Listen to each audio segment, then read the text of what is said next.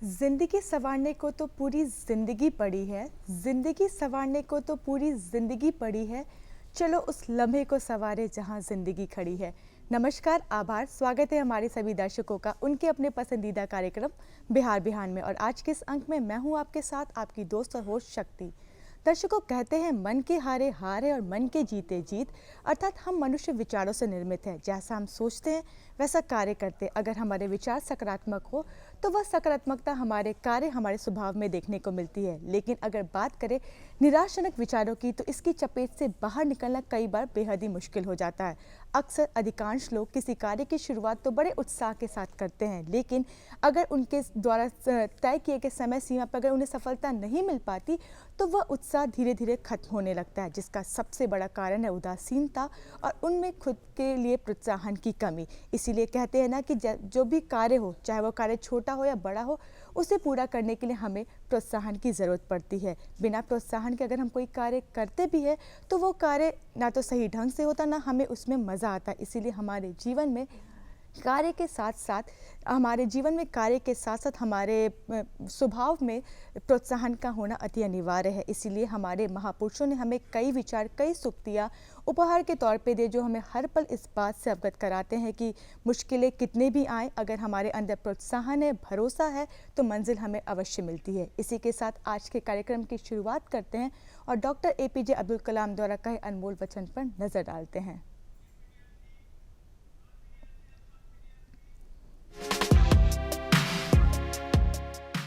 Doctor APJ Abdul Kalam ने कहा था, सपने वो नहीं हैं जो आप नींद में देखें, सपने वो हैं जो आपको नींद ही नहीं आने दे।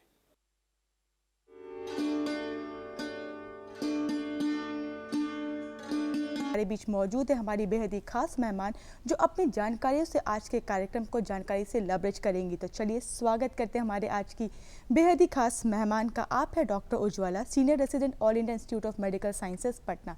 डॉक्टर उज्ज्वला जी, आपका स्वागत है हमारे कार्यक्रम बिहार बिहान में। उज्ज्वला जी, कहते हैं कि स्वस्थ महिला एक स्वस्थ परिवार, समाज और देश की प्रतीक है। यह वह नींव है जिस पर सुनहरा भविष्य निर्भर करता है। इस विषय पर आपकी क्या विचारधारा है? देखिए, आप स्वस्थ देश की बात कर रही हैं तो वहीं से शुरुआत करते हैं। प्रत्येक देश की उन्नति के लिए दो पंख होते हैं, एक स्त्री और दूसरा पुरुष। तो किसी एक पंख की उड़ान भरने से किसी देश की उन्नति नहीं हो सकती है। तो इस पुरुष प्रधान देश में बहुत ज़रूरी है कि हम महिलाओं के स्वास्थ्य के बारे में बात करें और उन्हें जागरूक करें। बिल्कुल, बहुत ही सही कहा कि अगर जो जीवन की गाड़ी, उसमें दोनों का एक साथ चलना बहुत ज़रूरी है। कहते हैं कि मासिक धर्म यानी कि माहवारी महिलाओं के पूरे जीवन का एक अहम हिस्सा होता है, जिसके ज़रिए खासकर रिप्रोडक्टिव साइकिल एज का। लेकिन ऐसे में देखा जाता है कि अगर सावधानी या स्वच्छता नहीं बरती जाए तो आगे चलकर यह काफ़ी हानिकारक होता है महिलाओं के सेहत के लिए। ऐसे में आपसे जानना चाहूँगी कि माहवारी के वक्त कितना ज़रूरी है स्वच्छता को ध्यान रखना और किन किन बातों का खास ख्याल रखना चाहिए?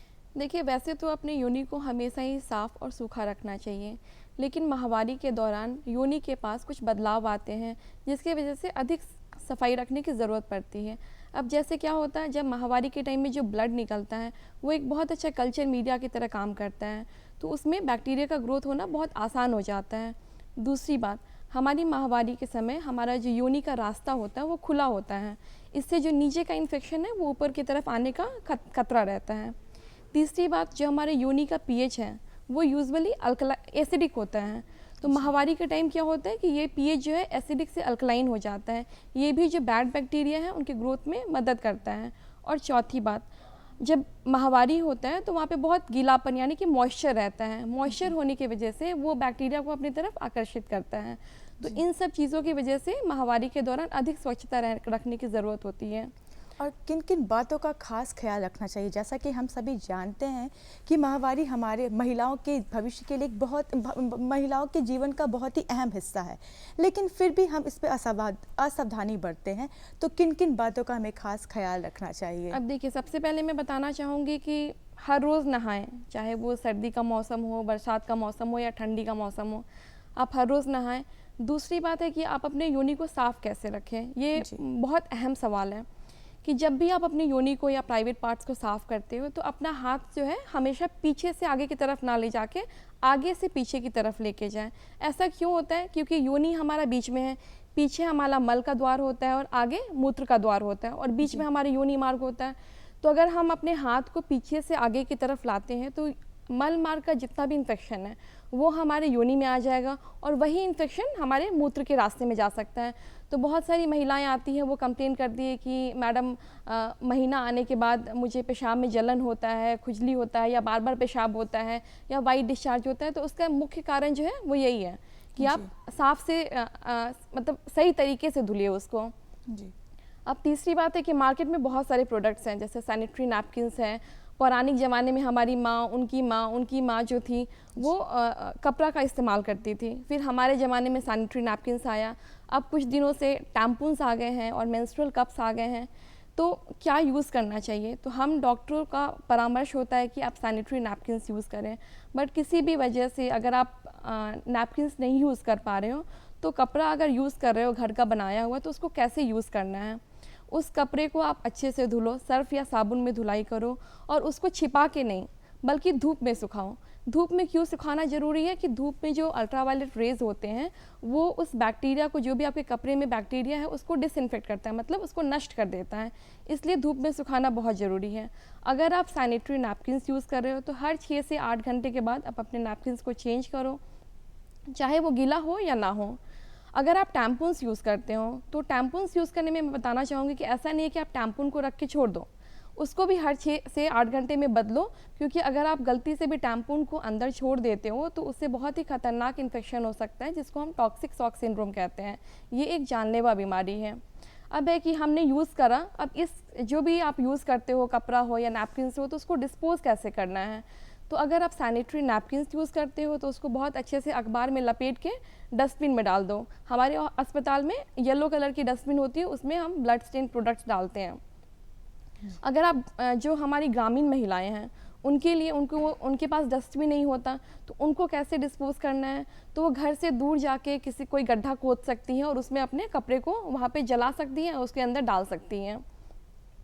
अब है कि अगर आप ये यूज़ करते हो तो हर कोई सैनिटरी नैपकिन से कपड़ा यूज़ करने के बाद हाथ धुलता है, बट उतना ही जितना आप नैपकिन्स यूज़ करने के बाद हाथ धुलते हो उतना ही आवश्यक होता है कि आप यूज़ करने के पहले भी अपने हाथों को अच्छे तरीके से धुलो, ताकि इन्फेक्शन की कोई भी चांस ना हो। जैसे कि ये हमारे जीवन के लिए इतना ज़रूरी और अहम हिस्सा है, फिर भी महिलाओं में, लड़कियों में इसे एक टैबू की तरह लिया जाता है, जिसके बारे में बातचीत करना महिलाओं खुद को इसमें डिस्क्रिमिनेट करती है, सोचती है कि अगर इसके बारे में बात करेंगे तो लोग क्या सोचेंगे।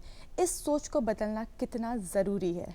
देखिए, इस सोच को बदलना बहुत ज़्यादा ज़रूरी है।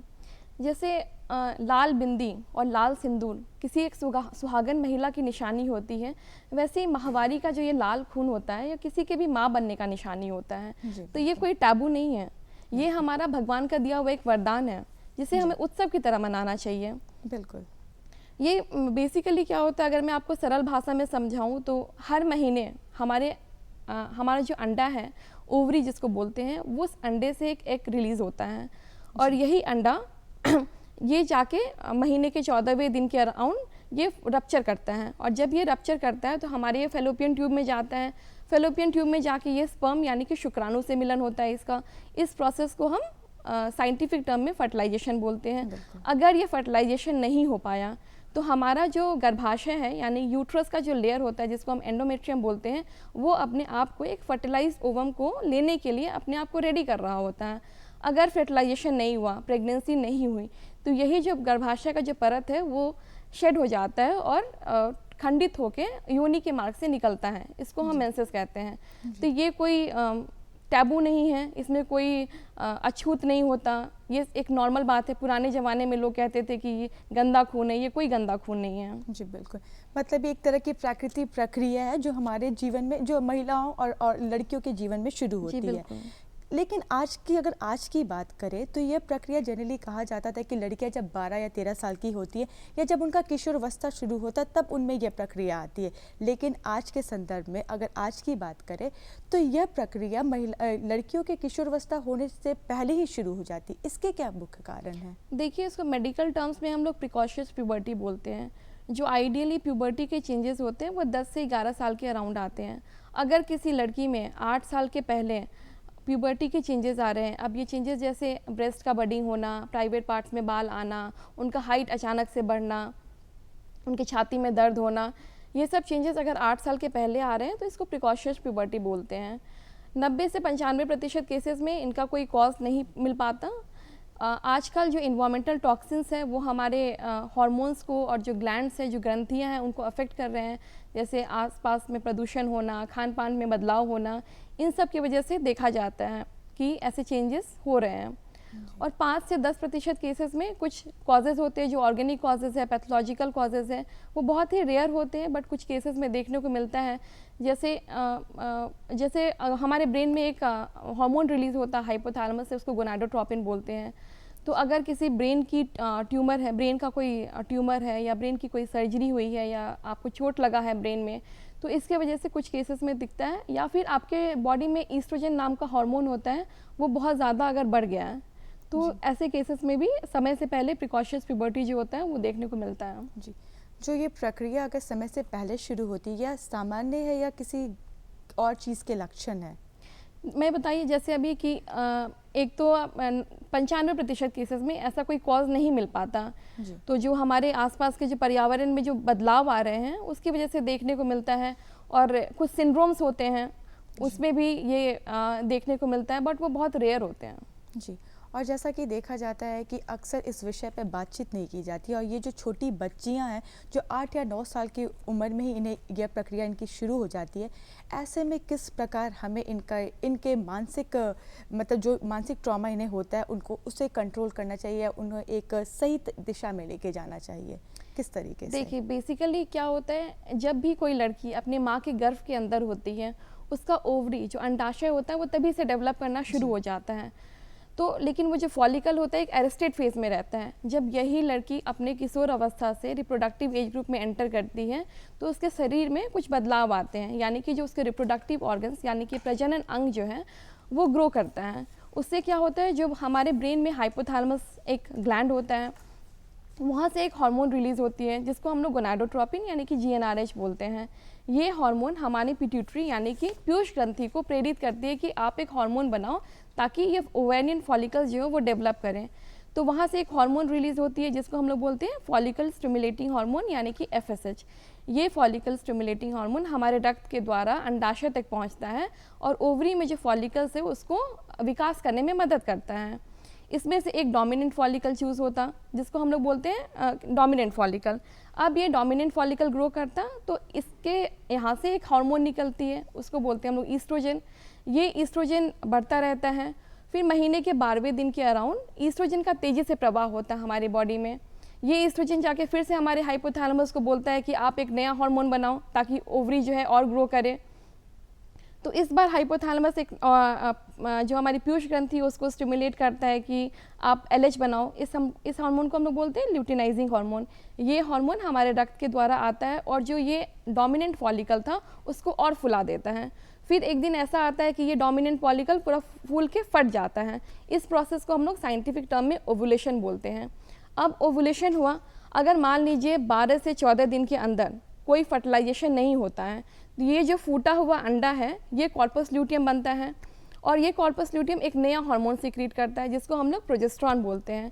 अब ये प्रोजेस्टेरॉन का क्या काम है बॉडी में, ये प्रोजेस्टेरॉन जो हमारा है गर्भाशय का जो परत होता है जिसको हम लोग एंडोमेट्रियम बोलते हैं, इसको प्रेगनेंसी के लिए तैयार करता है।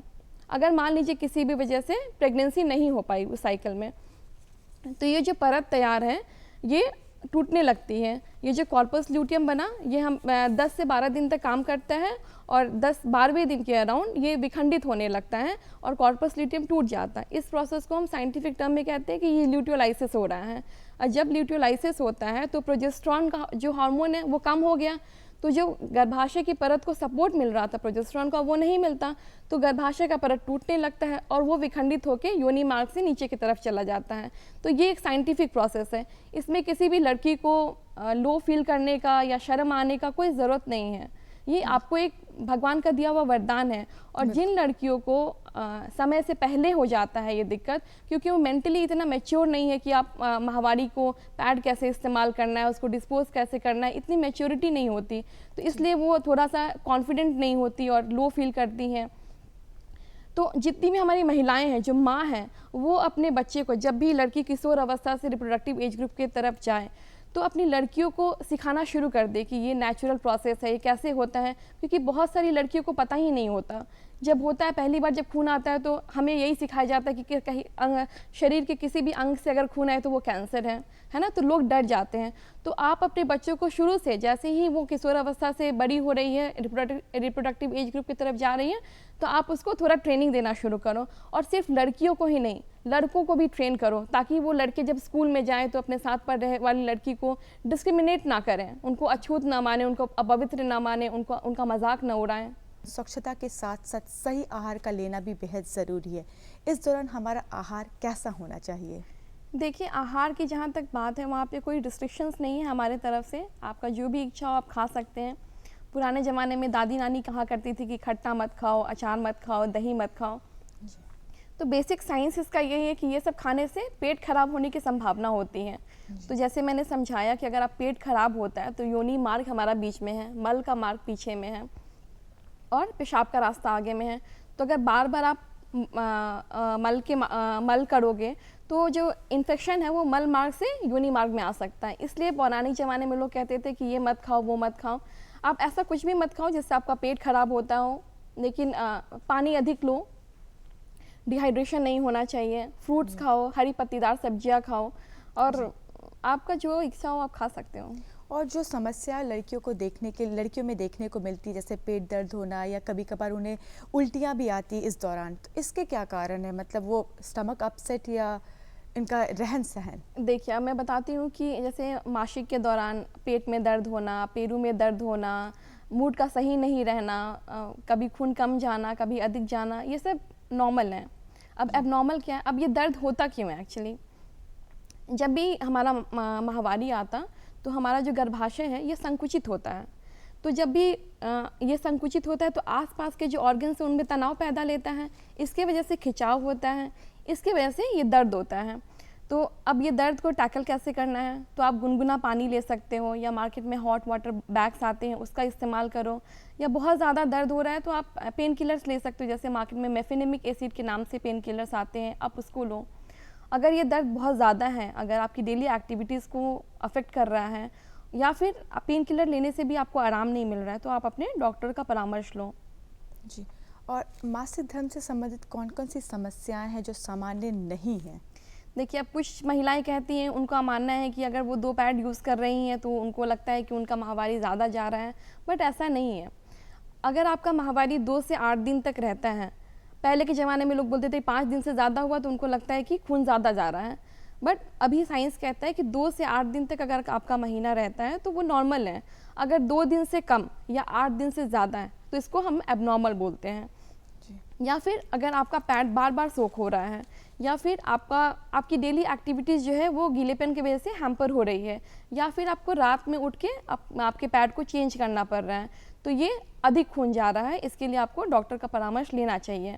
अब दूसरी बात है, कुछ महिलाओं का साइकिल जो है वो 20 दिन पे आता, किसी का 25 दिन पे आता, किसी का 34 दिन पे आता, किसी का 38 दिन पे आता। तो महिलाएं जो है आपस में बात करती है कि मेरा ऐसा आ रहा है, आपका ऐसा आ रहा है, मेरा गड़बड़ आ रहा है लगता है। तो मैं उनको बताना चाहती हूँ कि 24 से 38 दिन तक अगर आपका साइकिल रहता है तो ये नॉर्मल है। अगर आपको 25 दिन पे आ रहा है साइकिल तो आपका ये नॉर्मल है। अगर आपको 35 दिन पे भी आ रहा है तो भी ये नॉर्मल है। लेकिन आपका साइकिल अगर 23 दिन पे आ जा रहा है, या फिर 22 दिन पे आ जा रहा है, 20 दिन पे आ जा रहा है, या फिर बहुत लंबे दिन पे आ रहा है, जैसे 1.5 महीने पे आ रहा है, 2 महीने पे आ रहा है, तो ये इसमें कुछ गड़बड़ हो सकता है। तो इसके लिए आप अपने डॉक्टर को संपर्क करें। अब आता है कि कभी कभी ऐसा होता है कि कोई साइकिल 25 दिन की होती है बट कोई साइकिल 35 दिन की होती है, तो कितना वेरिएशन है जिसको हम नॉर्मल माने? तो आइडियली 7 से 9 दिन का जो वेरिएशन होता है इसको हम सामान्य मानते हैं। अगर आपका साइकिल 2 छोटे और लंबे साइकिल के बीच में 9 से ज़्यादा दिन का वेरिएशन हो रहा है तो फिर आपको दिखाने की ज़रूरत है। बिल्कुल। और जैसे कि ये भी देखा जाता है कि कभी कभार जो महिलाएं होती हैं कुछ कुछ जो लक्षण होते हैं उसे वो सोचती कि ये सामान्य है। तो आपसे जानना चाहूँगी कि वो कौन से लक्षण हैं जिसे हमें बिल्कुल भी नज़रअंदाज नहीं करना चाहिए, जो एक गंभीर बीमारी का संकेत देते हैं? जैसे कि अब कितना रक्त जा रहा है।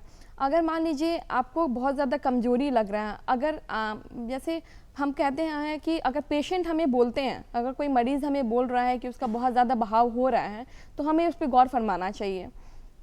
अगर उनको खून की कमी हो रही है ज़्यादा रक्तचाप होने की वजह से, या फिर उनको वो उनका जो दिन का काम है वो कर नहीं पा रही हैं, या फिर जो दर्द है उनका हमेशा दर्द बना रहता है, महीने के पहले शुरू हो जाता है और महीना ख़त्म होने के बाद तक वो दर्द कंटिन्यूड रहता है, तो ये गंभीर बीमारी का निशान हो सकता है। बिल्कुल, ऐसे में डॉक्टर से परामर्श लेना चाहिए। आपसे जानना चाहूँगी कि जैसा कि आप बतौर सीनियर रेसिडेंट एम्स में कार्यरत है, जिसके ज़रिए आप सरकारी कार्यक्रम के ज़रिए कई लोगों से मिलती होंगी, और आपने भी देखा होगा कि इस विषय को लेकर लोगों में एक शर्म, एक हिचकिचाहट रहती है।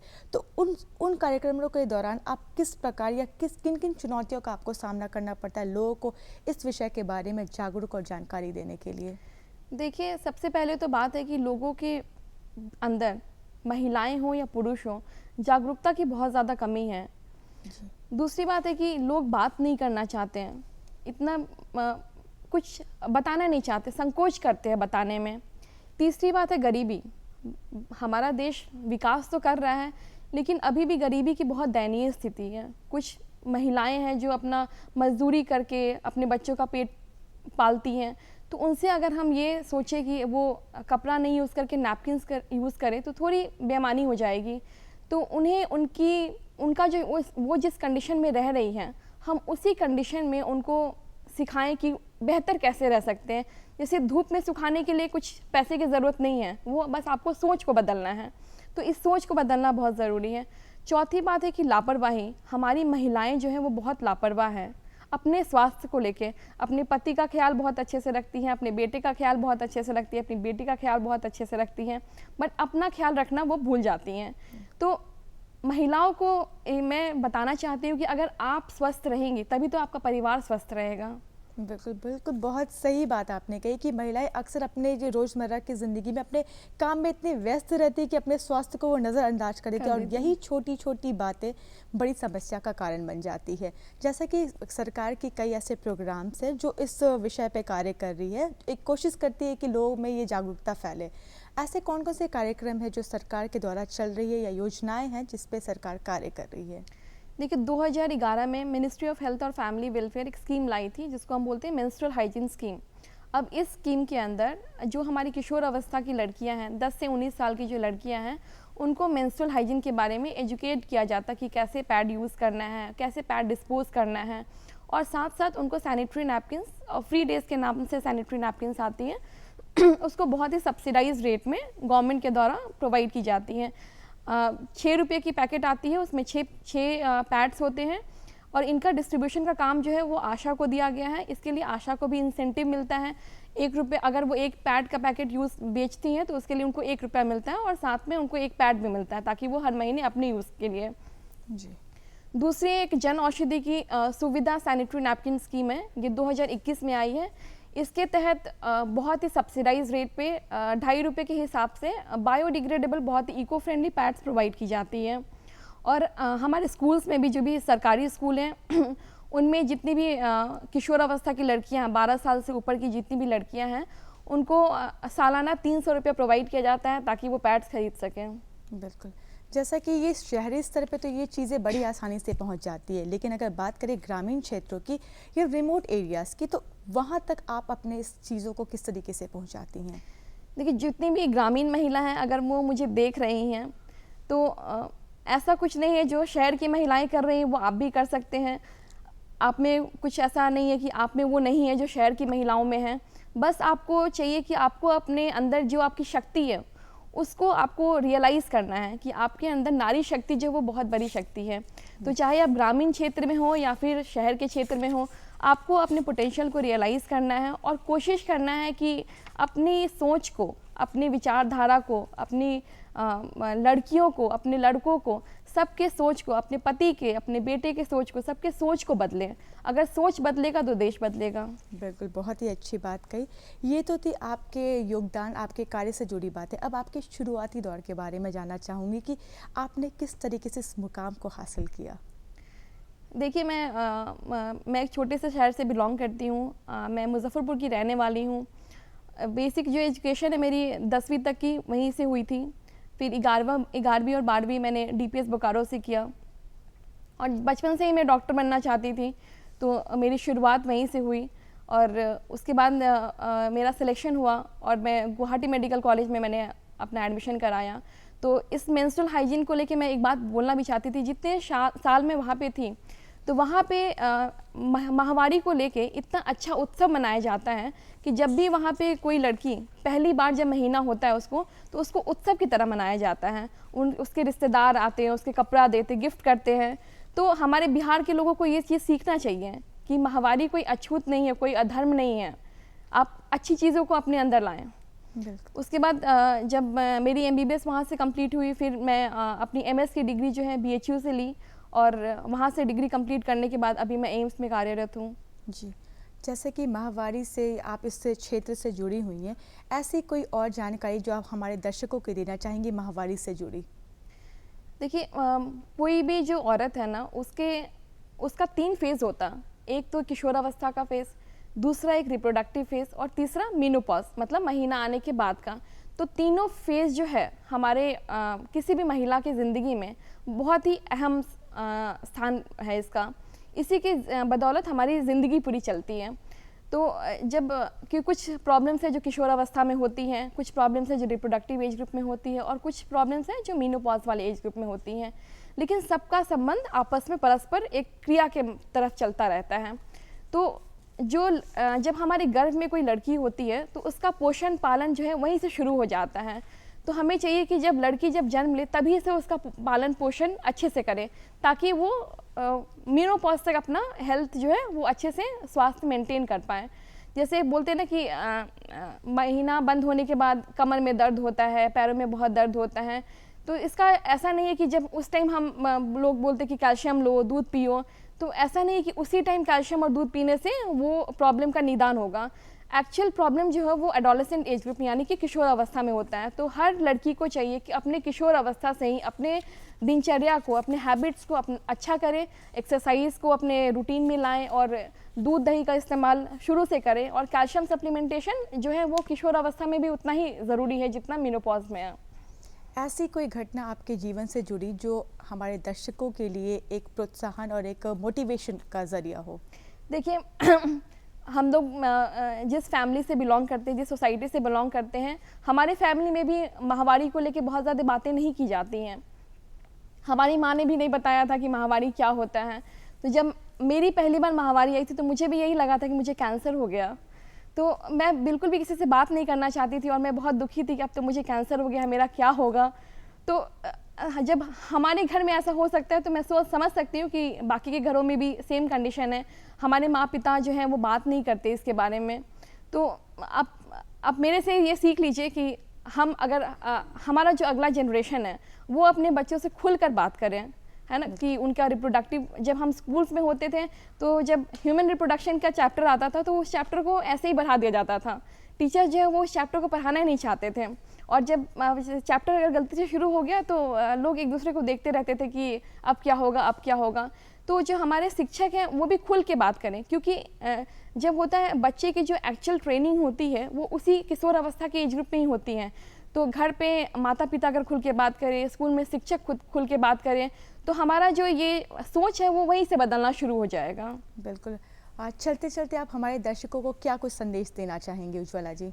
देखिए, जो हमारे पुरुष दर्शक हैं उनको मैं बताना चाहूँगी कि मत करो अपमान नारियों का, नारी के बल पर तो ही जग चलता है, और पुरुष भी जन्म लेके तो इन्हीं के गर्भ में पलता है।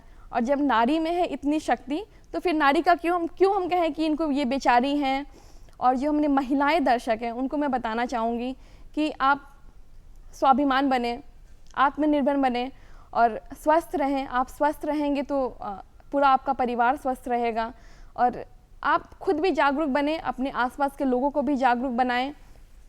ये जो चुप्पी है उसको तोड़ें और अपने बच्चों से, अपने परिवार में खुल के बात करें। जी, उज्ज्वला जी, आप यहाँ पर आई, अपना कीमती समय दिया और माहवारी में किस तरीके से स्वच्छता को रखनी चाहिए उसकी जानकारी दी, उसके लिए तहे दिल से आपका बहुत बहुत शुक्रिया। आशा करती हूँ कि मैं अपने दर्शकों के मन में जो कुछ प्रश्न होंगे उनका उत्तर दे पाई होंगी आज। बिल्कुल। बहुत बहुत धन्यवाद। तो दर्शकों, ये थी हमारी आज की बेहद ही खास मेहमान, senior resident doctor Ujjwala, AIIMS Patna. इसके अलावा डीडी बिहार पे ऐसे कई कार्यक्रम हैं जिसका आप आनंद उठा सकते हैं, जैसे 12 बजे कार्यक्रम चितेहार और 12:30 पे कार्यक्रम मेरी आवाज़। और आपको हमारा आज का प्रोग्राम कैसा लगा, इसके लिए अपने प्रक्रिया हमें अवश्य लिखें, जिसके लिए ज़रूरी है आपको हमारा पता नोट करना। और हमारा पता है निर्देशक DD Bihar, Doordarshan gate Patna, Fraser Road Patna 800001। और हमारा ईमेल है director ddkpatna@gmail.com।